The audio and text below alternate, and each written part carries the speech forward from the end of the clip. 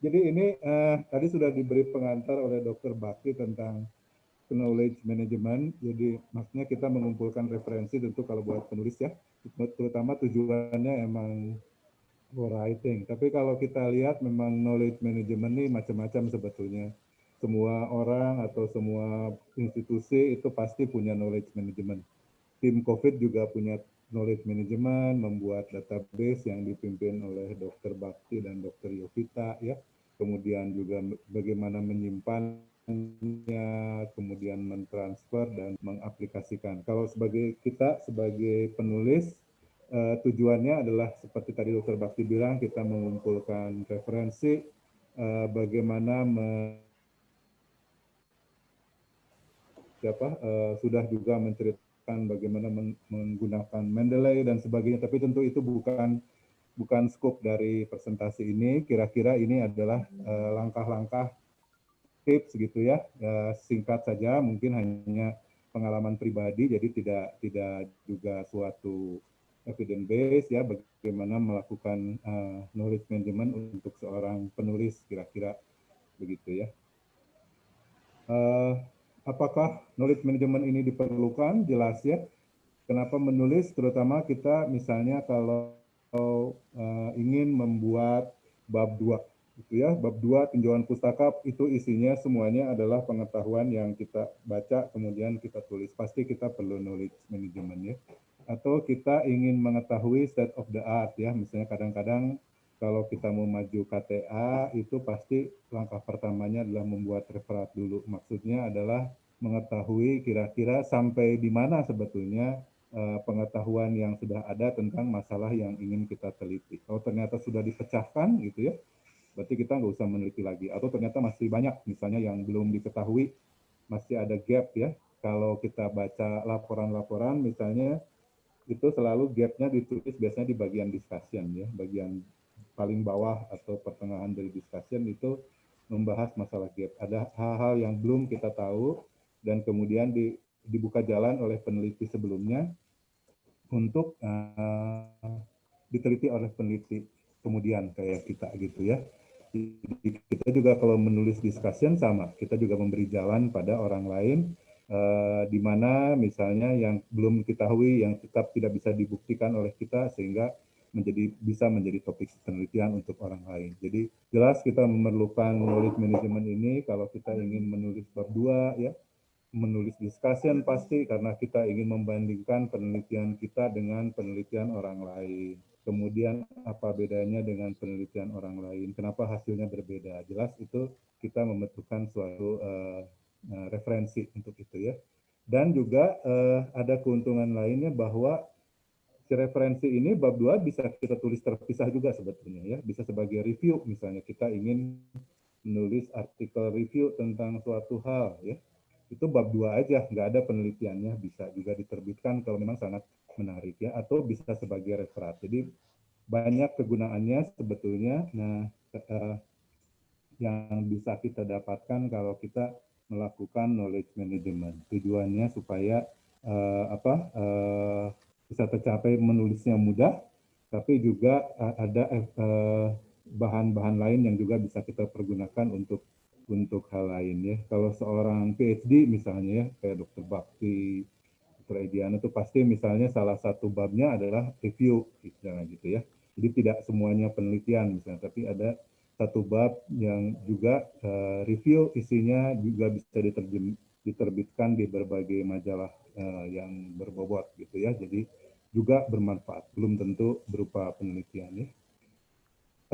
Tentu prosesnya yang pertama dilakukan adalah kita mencari dulu pengetahuan itu ya, mencari literatur ya, mencari literatur. Dikerjakannya biasanya kita mencari di database yang peer review ya, teman-teman pasti sudah pernah mencoba ya, bisa ke Scopus, ke Medline, PubMed dan sebagainya. Dan kalau kita cari seperti kita mengetikkan pada Google, agak bingung sih ya, karena nanti yang keluar akan banyak sekali. Jadi kita tentu perlu menseleksi gimana caranya supaya tidak keluar banyak sekali. Walaupun memang algoritma yang simpel seperti yang kita tulis pada Google itu sebetulnya juga sudah semakin lama semakin pintar ya. Kita tahu di dunia mesin ada artificial intelligence, apalagi Google gitu ya, itu makin lama makin pintar. Jadi kita aja misalnya kadang-kadang kan suka heran apa, kita belum ketik nggak taunya dia udah muncul, dia udah tahu apa yang kita inginkan gitu ya. Nah, pada database sama kita bisa ketik, tapi kita bisa pakai query misalnya ya, query dan beberapa apa database itu sudah menyediakan query yang bisa kita susun seperti ini misalnya ya.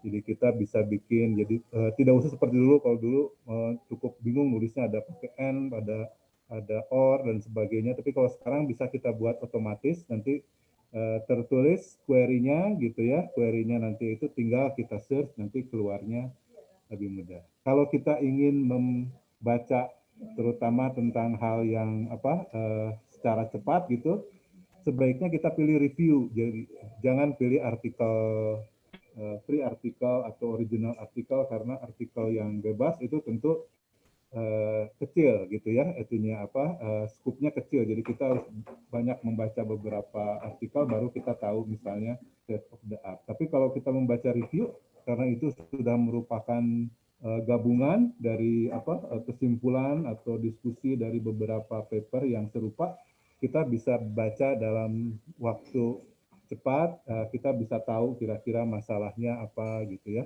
Dan kita bisa save ya, misalnya kita mempergunakan ini misalnya tadi seperti kita cari search keluar nih 301 misalnya ya, kita pengen tahu bagaimana keadaan tentang pekerja kesehatan yang menangani COVID di Asia, itu keluarnya 301. Tentu kalau kita baca 301 paper kayaknya tidak mungkin ya, gitu. Apalagi mungkin papernya panjang-panjang. Jadi biasanya kita pilih kalau mau review aja misalnya yang supaya paling simpel, atau kita bisa save, kita save sebagai abstrak gitu ya.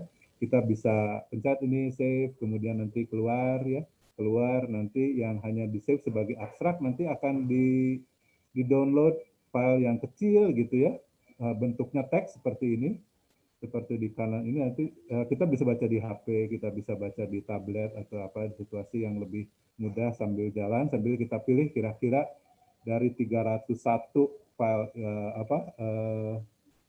file ini, artikel ini mana yang akan kita jadikan, kita cari gitu ya, kita betul-betul baca yang akan kita jadikan sebagai referensi. Tentu tidak akan semua ya, kita bisa pilih dari abstrak yang sudah kita download, kita baca abstraknya secara cepat saja, kira-kira mana yang berhubungan gitu ya, atau yang sangat atau yang paling baru bisa juga, atau paling mirip dengan kita, bisa tergantung dari kebutuhan kita. Nanti kita pilih beberapa saja, gitu ya. Mencari literatur, bagaimana caranya? Tadi juga sudah disinggung, kita pakai peer review database. Pertanyaan nanti ada artikel yang berbayar atau tidak berbayar, ya. Tidak berbayar sebetulnya tidak boleh menjadi halangan kita untuk mendapatkan artikel itu kalau emang diperlukan, ya. Kita bisa mempergunakan perpustakaan, banyak sekarang perpustakaan yang sudah menyediakan akses. Unpad juga rasanya ada, itu akses terhadap beberapa jurnal yang penting. Kalau tidak, bisa juga kita pakai network ya, bisa ada misalnya network penelitian. Saya yakin teman-teman apalagi pembimbing-pembimbingnya yang top gitu ya, itu pasti tergabung dalam penelitian-penelitian nasional atau internasional yang juga terdiri dari beberapa universitas gitu ya. Kita bisa minta misalnya gitu. Kalau di infeksi misalnya ada Inarespon, misalnya itu ada hubungan sama Litbangkes. Kalau kita kesulitan mendapatkan beberapa jurnal, kita bisa minta ya. Atau bisa juga misalnya kalau tidak bisa melalui network perpustakaan, ada beberapa network sosial untuk penulis ya. Dokter Lani ini sudah bilang misalnya kita harus daftar ke ResearchGate ya, kita daftar ke akademia, kita daftar apa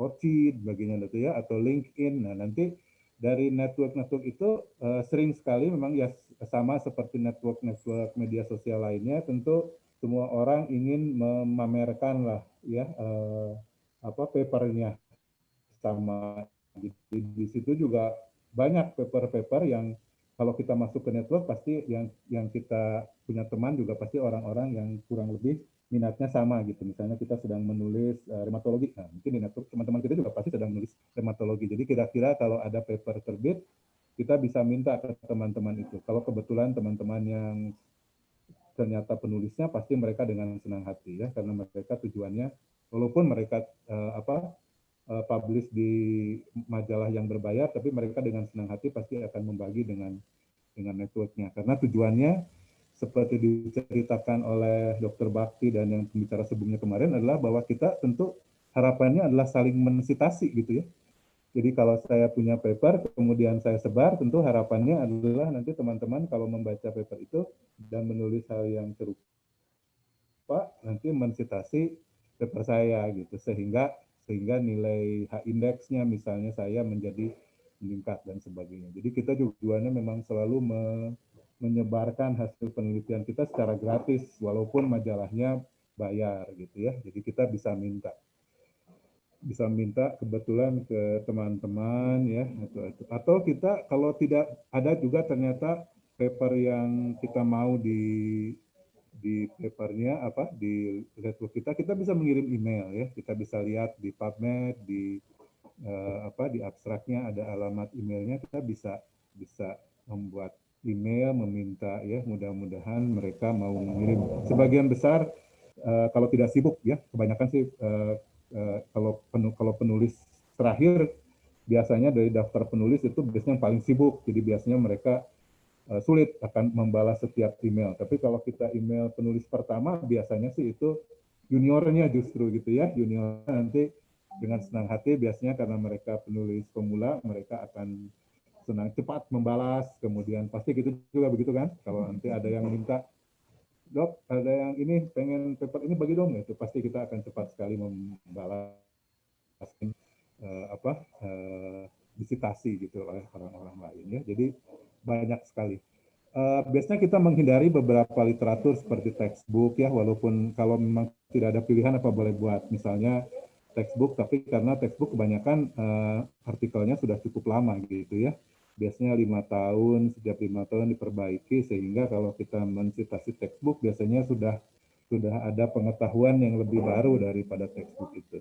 Atau bisa juga ada grey literatur, misalnya grey literatur itu laporan WHO gitu ya, laporan UNAIDS misalnya, statistik rumah sakit dan sebagainya. Itu adalah, atau laporan atau white papers itu adalah suatu dokumen yang dikeluarkan oleh lembaga tapi tidak di peer review gitu ya. Jadi artinya bisa saja kita masukkan sebagai misalnya dasar kebijakan pemeriksaan TBC misalnya gitu ya, itu boleh. Tapi tentu ya, kita harus sadar bahwa itu tidak di preview sehingga mungkin tidak merupakan evidence base dan harus kita batasi. Di dunia COVID sekarang yang menarik mungkin teman-teman perhatikan ada medRxiv ini ya. Nah, medRxiv ini menurut saya menarik ya.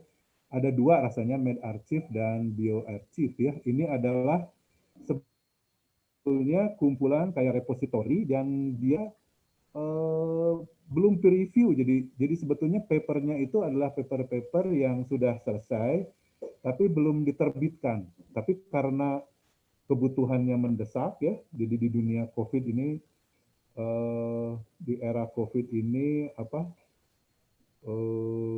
kebutuhan informasi itu lebih cepat daripada kebutuhan penyebaran informasi, lebih cepat daripada kecepatan editing gitu ya. Editor editing itu dianggap terlalu lambat karena mereka nanti harus, kalau preview itu kan diedarkan dulu oleh editor, kemudian editor nanti baru ke review, mungkin reviewernya ada 6 atau 5, kemudian masing-masing membaca sekitar 2 minggu sampai 1 bulan, setelah itu memberikan komen, perlu ditanggapi lagi. Jadi sampai satu paper itu kadang-kadang lama ya. Saya pernah mengalami tahun lebih ya. Saya pernah ada satu paper yang nyangkut setahun lebih sampai reviewernya ganti. Oh ya, rupanya si editornya pengen itu terbit, tapi ada reviewer yang tidak setuju, sampai reviewernya ganti. Kemudian diulang lagi review dari awal. Jadi sangat panjang. Dan itu rupanya diatasi oleh kalangan peneliti dengan sekarang mempostingnya di medRxiv ini, bioarchive ya. Jadi kalau kita lihat ini dalam waktu berapa bulan saja ini udah ada kira-kira 9.000 artikel ya. 9.000 artikel tentang COVID yang preprint ya, tapi mereka uh, uh, memang tulis di situ ya bahwa ini preliminary report, belum peer review gitu ya, jadi belum diterbitkan di majalah mana-mana, tapi boleh kalau mau dibaca, jadi tidak sebetulnya tidak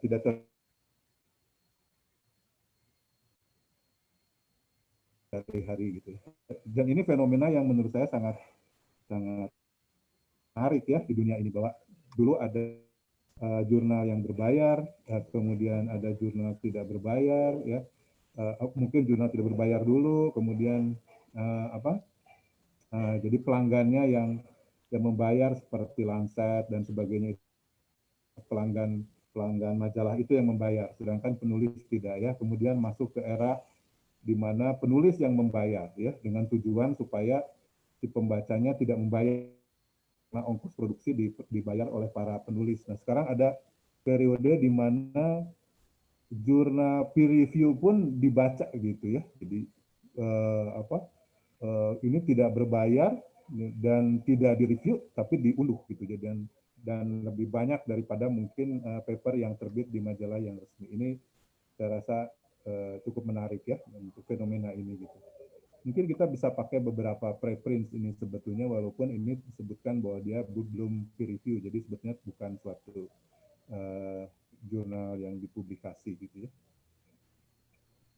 Kemudian bagaimana kita menyusun? Setelah kita menyusun, kita menentukan nanti papernya sudah kita dapat dari berbagai sumber, kita biasanya pilih, jangan banyak-banyak, kita pilihnya 10 aja yang terbaik. Dulu ketika saya menulis KTA juga rasanya bangga sekali menulis literatur sampai 100 gitu ya, padahal mungkin kalau ditanya mana yang dibaca, mungkin sedikit sekali yang dibaca dari 100 itu ya, yang dibaca benar-benar gitu ya. Sisanya hanya dipakai untuk nambah-nambah aja halaman gitu. Sebetulnya kita tidak usah terlalu banyak, jadi pilih aja mungkin dari literatur itu 10 misalnya, atau lebih dari 10 tapi sedikit, tapi setelah itu baru kemudian kalau kita rasa perlu baru kita tambah gitu ya dari hasil yang memang tidak bisa dirangkum oleh satu literatur. Tapi kalau ada satu topik yang sama diceritakan oleh berbagai literatur, mungkin tidak usah diambil semuanya. Mungkin hanya satu aja yang paling baru atau yang mencakup semuanya gitu boleh. Jadi jangan terlalu bersemangat kita mengumpulkan. Kadang-kadang saya ketemu juga ada orang, atau saya juga begitu ya, kadang-kadang belum menulis karena saya rasa literaturnya belum cukup, padahal mungkin 10 atau 11 gitu sebenarnya kita udah bisa membuat tulisan ya, sambil nanti mencari literatur tambahan kalau diperlukan. Setelah itu tentu kita boleh saling mensitasi ya, misalnya seperti tadi sudah saya ceritakan ya, ada paper Dr. Bakti, paper Dr. Lani, kita menulis hal yang sama, kita boleh saling mensitasi. Tujuannya tentu supaya semuanya senang ya, supaya semuanya nilainya sama-sama, H indeksnya sama-sama meningkat gitu ya. Jadi jangan maju sendiri gitu kayak gitu ya. Jadi kita harus sama-sama. Jadi makanya kita menulis biasanya dalam satu grup ya. Kemudian kita download tentunya dalam satu folder. Sebaiknya memang foldernya kalau saya sarankan sih online, walaupun mungkin ada isu keamanan ya. Tapi dengan online artinya berbagai penulis itu mungkin kita dan penulis itu sama-sama punya literatur yang sama gitu ya. Jadi kita tidak usah bingung, taruh aja di Google Drive misalnya ya. Ini ada saya tampilkan di sini, ada yang jual Google Drive di Tokopedia 25.000 unlimited. Nggak ngerti juga gimana caranya ya. Tapi jelas ini sangat menguntungkan. Atau boleh pakai yang lain ya, seperti Dropbox, eDrive, OneDrive, masing-masing. Saya rasa itu banyak sekali pilihan untuk menyimpan file secara online. Dan jangan lupa filenya kalau setelah kita download kita harus rename ya. Harus rename, biasanya aturannya pakai nomor, pakai penulis atau pakai tahun. Jangan, karena kalau kita download biasanya namanya nama aneh lagi mencarinya gitu ya. Dan tentu si folder ini bisa kita share ya, Google Drive ini bisa kita share dengan penulis lain supaya penulis lain juga bisa melihat, oh betul kamu pilihnya literaturnya ini ya, atau dia masukin saya punya literatur yang lebih baru lebih bagus, nanti dia masukin. Jadi semuanya berkontribusi gitu kira-kira ya. Ini misalnya contohnya ya folder yang disusun di Drive ya, kita lihat sudah di rename itu ya, sudah di rename, ada nama penulisnya, kemudian nama tahunnya, sehingga kalau kita cari nanti ke belakang lebih mudah tentunya ya kalau kita cari ya, kalau kita cari ke belakang. Ini kenapa ada merah nggak tahu juga ya, lebih dibandingkan kalau folder di laptop saya misalnya begini ya, waduh ya, nanti kalau kita dalam ini tentang nakes gitu ya, nanti kita mana nih yang menceritakan file yang kita mau gitu ya, karena tidak di rename gitu ya, atau kadang-kadang juga ada tuh diberikan nama yang sama, nakes 1, nakes 2, bingung kita jadi nanti mana yang sebetulnya. Jadi harus teliti kita merename supaya nanti kita bisa dapat file yang kita inginkan ya. Setelah kita susun tentunya, kita susun dalam suatu tabel, tapi pun nanti di-share dengan semua penulis ya. Tabel ini kira-kira merupakan lingkasan dari literatur-literatur yang sudah kita baca. Kita bisa masukkan kolom sesuai dengan kebutuhan kita ya. Biasanya sih penulis, tahun, site-nya misalnya di Bangkok gitu ya, populasinya apa gitu ya, N-nya berapa. Nah, nanti pada saat diskusi kita pada saat kita menulis ya, terutama menulis diskusi, kita dengan sangat mudah hanya melihat satu tabel ini kita bisa membandingkan. Oh, penelitian ini berbeda karena populasinya lain ya, jumlah N-nya sedikit. Makanya hasil dengan penelitian kita berbeda dan sebagainya. Dengan sangat mudah kita bisa, jadi tidak usah balik lagi nanti kita bongkar lagi file referensinya untuk mencari, aduh, file yang itu ceritanya apa ya? Penulis ini menceritakan apa gitu, karena kita tidak merangkum dalam suatu tabel ya. Dan paling akhir biasanya kita taruh nama filenya supaya nanti pada saat kita mencari itu kita lebih mudah gitu ya. Ini contohnya misalnya file ini penelitian deskriptif sih, penelitian kualitatif ya. Tapi di sini kita dari satu tabel ini dia bisa cerita segala macam gitu ya. Dan tentu kita bisa tambah nanti bagaimana desainnya ya, atau misalnya apa perbedaannya, angka-angkanya juga bisa, bagaimana hubungannya, misalnya apa, tergantung dari kebutuhan kita untuk melihat satu topik gitu ya. Setelah itu tentu kita akan masukkan ke reference manager ini ya. Reference manager penting karena dia berintegrasi dengan software untuk menulis yang biasanya kita pakai Word, walaupun sekarang saya rasa banyak juga yang menulis tidak pakai Word ya, misalnya pakai OpenOffice, Linux, dan untungnya ada beberapa, tidak semuanya berbayar sebetulnya. Ada juga nih seperti Mendeley yang favoritnya Dr. Bakti ini misalnya, ini gratis ya, gratis. Kemudian dia juga untuk open office, jadi artinya kalau ada yang senang sama apa, loh maaf, di bawah ini ya, dari bawah ini ya, maaf Pak.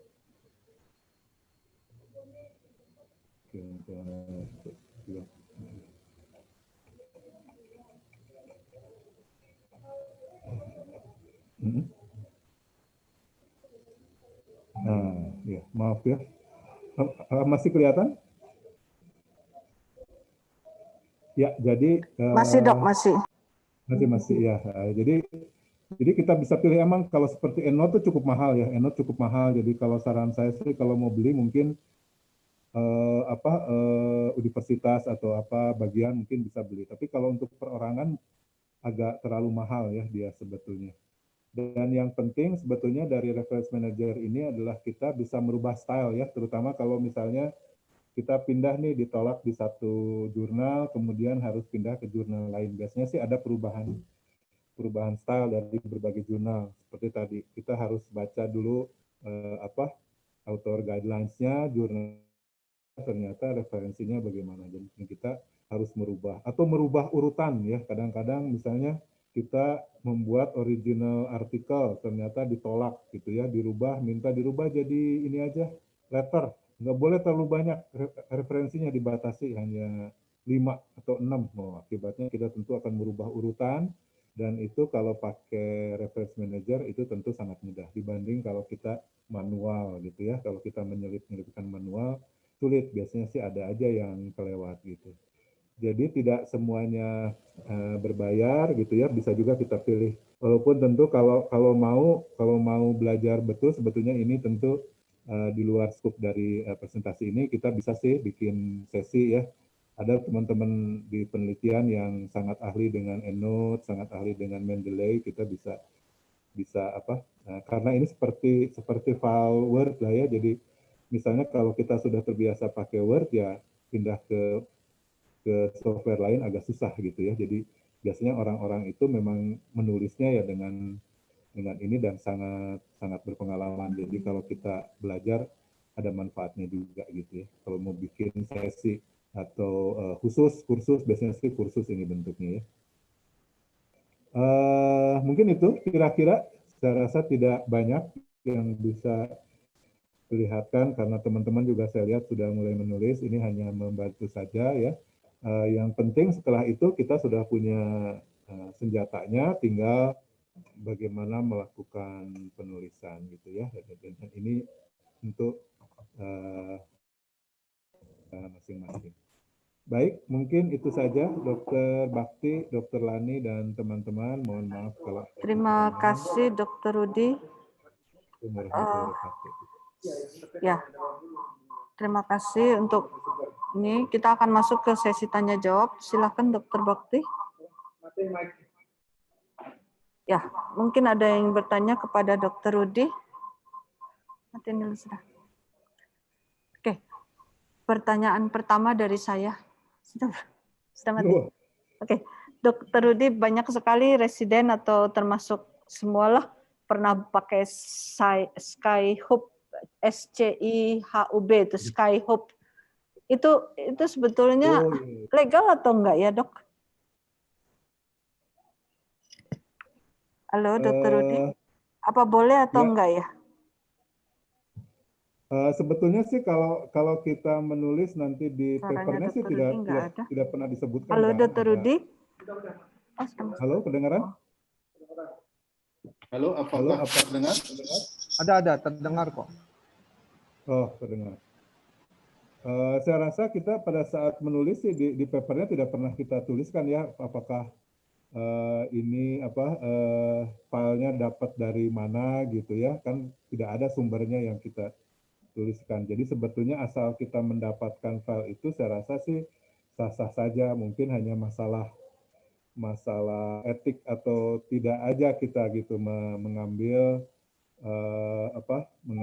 file secara saya juga kurang jelas ya apakah itu ilegal atau enggak, tapi saya rasa itu sepanjang ada dan itu rasanya sih boleh-boleh aja gitu. Kalau saya sih hanya mungkin ya itu sebagai jalan terakhir lah kira-kira, karena dengan kita kalau kita nggak dapat terus kemudian kita menghubungi lewat network dan sebagainya, sebetulnya ada keuntungannya bahwa kita menghidupkan itu gitu ya dibanding kita mengambil jalan pintas misalnya dengan mencari dari sumber lain gitu. Saya rasa itu dikembalikan kembali kepada kita masing-masing. Itu Lani. Ya, terima kasih Dr. Rudi. Ya. Silakan kalau yang lain ingin bertanya. Mungkin nanti kita perlu sesi khusus sendiri ya, belajar EndNote, belajar reference manager, nanti serial kedua penulisan bersama. Ya, silakan yuk, ada yang ingin bertanya lagi? Saya ingin bertanya Dr. Lani ke Dr. Rudi. Silakan ya. Dr. Edan. Dr. Rudi, saya tadi tertarik terkait dengan publikasi yang mana masih ada di peer review. Itu maksudnya bagaimana? Apakah itu memang sudah absah bisa disitasi atau saya tadi kurang begitu menangkap maksudnya. Mohon dijelaskan kembali Dr. Rudi. Iya, terima kasih Dr. Ediana. Jadi kalau saya lihat ya, saya juga terus terang belum pernah nih submit ke saya juga pengen sebetulnya kita coba sekali-sekali submitnya ke gimana caranya masukin ke bioarchive itu. Tapi kalau kita lihat sebetulnya di situ sama sekali tidak ada peer review. Jadi artikel misalnya mungkin maksudnya adalah kalau kita mau menerbitkan di majalah lain, tapi kemudian masih dalam proses peer review gitu ya. Nah, itu bisa saja kita masukkan ke bioarchive ini gitu. Dan kalau misalnya sudah terbit, tentu tetap masuk di majalah tersebut gitu. Cuman ini adalah cuman cara cepat supaya si pengetahuan yang cepat berkembang dari COVID ini menyebar antar kolega gitu. Di situ juga memang disebutkan bahwa bioarchive ini tidak dapat dijadikan sebagai acuan untuk guidelines. Jadi artinya bukan suatu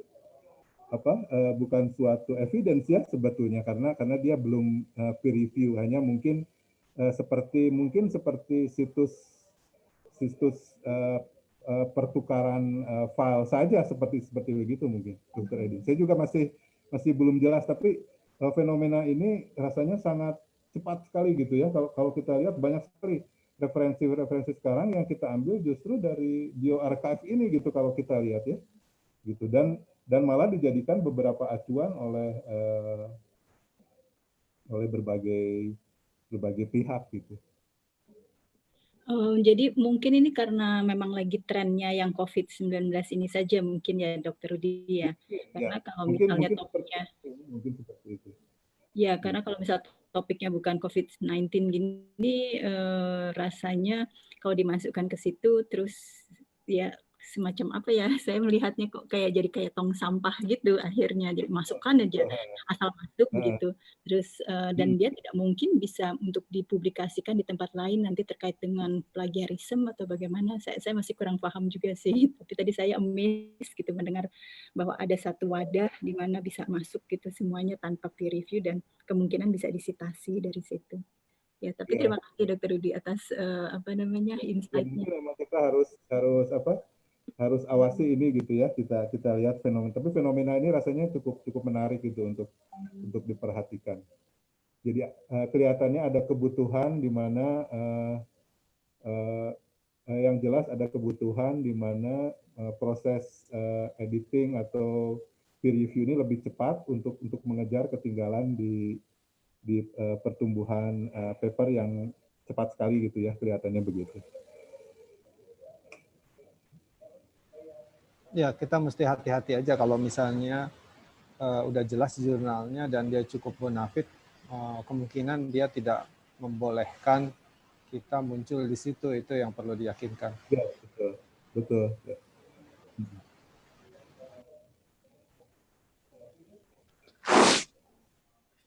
Boleh nanya? Boleh. Ya.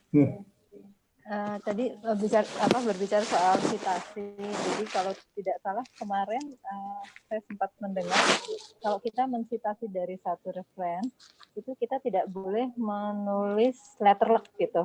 Apa yang ada di situ harus kita rubah kalimatnya. Apakah memang demikian atau khawatirnya kalau kita rubah takutnya jadi berubah pengertian gitu. Itu gimana ya? Ya, itu memang ternyata adalah kemampuan menulis. Jadi kita istilahnya adalah jadi bukan tidak boleh misalnya kalimat dalam satu paper itu di copy paste betul-betul masuk persis gitu ya. Jadi kita harus paraphrasing lah gitu. Jadi paraphrasing itu dirubah ininya mungkin kata-katanya dirubah, dicari padanannya yang lain.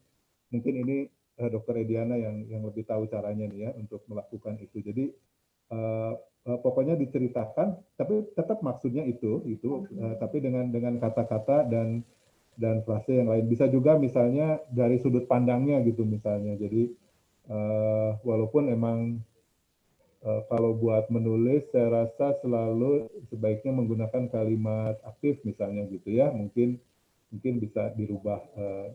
Tapi jelas kalau persis sebaiknya tidak gitu ya. Masuk dalam mesin yang disebut kemarin, nanti kita ketahuan persis sekali gitu titik komanya, is-nya, the-nya gitu ya, off-nya. Tadi kan yang bumbu-bumbu dari kalimat itu bisa dirubah-rubah gitu ya, tapi dengan tidak menghilangkan maknanya. Mungkin Dr. Ediana yang lebih pantas menjawab sebetulnya. Suka ngarang-mengarang ya dok ya.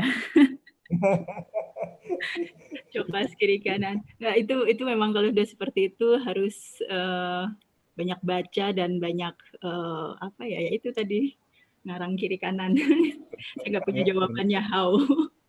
Dan secara teori memang dikatakan baiknya kalimat aktif, sementara itu kan tergantung dari stylenya authors masing-masing. Kalau saya lebih senang pasif malah, karena to the point kepada objeknya itu apa disebut pertama kali misalnya. Jadi itu taste-nya ya kadang-kadang betul-betul tergantung dari karakter kita sendiri juga sih dok. Iya. Enggak, barangkali Dokter Bakti. Ya, saya pikir juga. Saya pikir nanti kelihatan di itunya lah di teksnya. Kita harus fokus pada bagaimana kita menulis kalimat dan paragraf itu. Kalau kita konsentrasi pada itu dan kita berusaha menyampaikan sesuai dengan keinginan kita, maka otomatis itu kata-kata dari kalimat yang kita citasi itu sudah berubah sendiri ya, harusnya sih begitu. Oke. Oke, terima kasih. Terima kasih Dr. Yovita. Ada yang lain lagi mungkin? Dari residen belum ada nih, masih takut bertanya. Dr. Rudi kan baik, nggak gigit ya.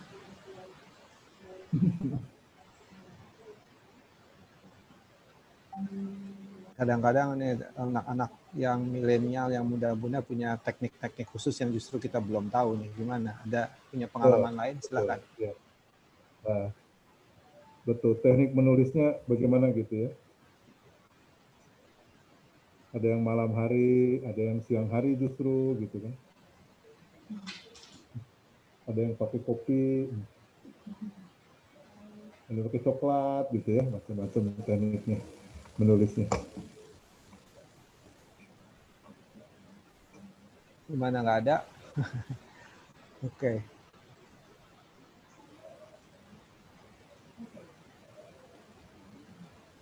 Ya, kalau nggak ada ya nggak apa-apa. Kita mungkin yang jelas dari Dr. Rudi jelas menampilkan seperti itu, dan yang saya lihat dari Dr. Rudi adalah pesan yang penting dari beliau adalah bahwa coba efisien gitu ya, dengan 10 artikel aja atau 10 paper yang bagus kita bisa membuat suatu tulisan paling sedikit 90% tulisan itu harus selesai. Mungkin tambahan artikel hanya nambah 10%. Jadi dan kita 10 itu bisa ketahui banget dan kita bisa mendalami banget gitu ya. Itu jadi sangat efisien daripada kita ngumpul sampai 40 belum nulis-nulis juga gitu. Jadi prinsipnya segera begitu dapat beberapa udah yakin tulis dengan 10 aja kita udah dapat. Sisanya itu redundant aja, menambah kekuatan, menambah informasi yang sama tetapi dengan kira-kira polanya sama gitu. Ya, jadi itu yang penting. Lalu lakukanlah summarize dengan dalam table, sehingga table itu nanti bisa di-share sama pembimbingnya juga gitu. Jangan share ke pembimbing dalam bentuk ini pembimbing, ini ada 10 artikel PDF, silahkan baca. Biasanya nggak pada dibaca, tapi kalau kamu kasih dalam bentuk summary, dok ini ada 10 sudah di-summarize, ini yang mendukung ini yang mendukung ini yang mendukung ini, itu akan jauh lebih baik gitu. Ya, kira-kira begitu. Ya, untuk selanjutnya dari Evan ternyata ada sedikit masalah teknis, jadi kita diminta untuk keluar dulu, nanti login lagi karena belum bisa bagi room dengan kondisi yang sekarang. Jadi Dr. Pak Evan bisa berapa lama? 5 menit? 5 menitan mungkin. 7? 5 menit atau sampai 5 menitan, ya 5 menit. Jadi kira-kira jam 2 lewat 2 menit usah. Iya ya. Nanti, tapi dalam file yang sama. Oh, kalian harus keluar dulu, lalu masuk lagi dalam link yang sama. Nanti Pak Evan baru bisa meng-assign ke dalam breakout room. Ya, silahkan. Sampai ketemu lagi.